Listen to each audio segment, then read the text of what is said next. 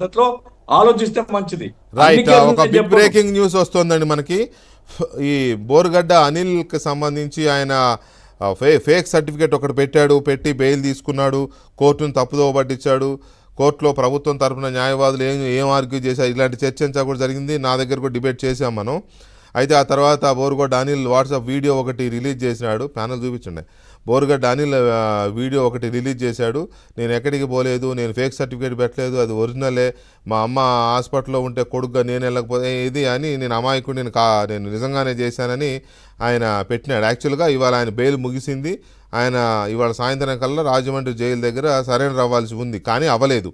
దాంతో ఇప్పుడు Amaravati AP high court Borugadda అనిల్కి సీరియస్ వార్నింగ్ జారీ చేసింది. అవసరమైతే చెన్నై నుంచి ఫ్లైట్లో వచ్చైనా సరే జైల్లో లొంగిపోవాల్సిందే, మధ్యంతర బెయిల్ను మరోసారి పొడిగించే ప్రసక్తే లేదు అని తేల్చి చెప్పిన హైకోర్టు, మళ్లీ మధ్యంతర బెయిల్ పొడిగించాలని పిటిషన్ వేసిన అనిల్ తరపు న్యాయవాదులు. అనిల్ తల్లి ఇంకా చెన్నై అపోలో ఆసుపత్రిలో చికిత్స పొందుతున్నారని చెప్పిన అనిల్ తరపు న్యాయవాది. దీనిపై తీవ్ర అభ్యంతరం వ్యక్తం చేసిన public prosecutor Mende Lakshminarayana, fake certificate పెట్టి మధ్యంతర బెయిల్ పొందారని పేర్కొన్న పబ్లిక్ ప్రాసిక్యూటర్, గుంటూరు లలిత ఆసుపత్రి డాక్టర్ రాఘవ శర్మ ఇచ్చిన సర్టిఫికేట్ను ఇచ్చిన లక్ష్మీనారాయణ. వివరాలను పరిగణలోకి తీసుకున్న హైకోర్టు వెంటనే లొంగిపోవాలని అనిల్కు ఆదేశాలు, చెన్నై నుంచి విమానంలో వచ్చి లొంగిపోవాలని ఆదేశాలు. సో ఇది పరిస్థితి. ఎంత దారుణమైన, కోర్టుకి ఫేక్ సర్టిఫికెట్లు పెట్టే ఒక సిచ్యువేషన్ నెలకొన్నదంటే ఇది చాలా రేరెస్ట్.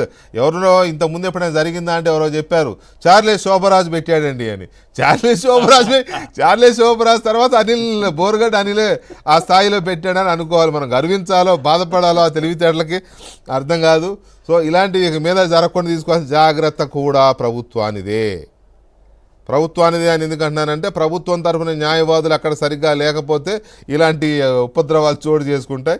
చార్లెస్ శోభరాజులు తయారయ్యే ప్రమాదం ఉంది కాబట్టి అలాంటివి జరగకుండా చూసుకోవాల్సిన అవసరం ఉంది అనేది చెప్తూ, thank you very much Pattabhi గారు, అలాగే గఫూర్ గారు, అలాగే రామకృష్ణ గారు, థ్యాంక్ యూ వెరీ మచ్ అండి. ఇది వాటి డిబేట్. మళ్ళీ రేపు కలుద్దాం. శుభరాత్రి.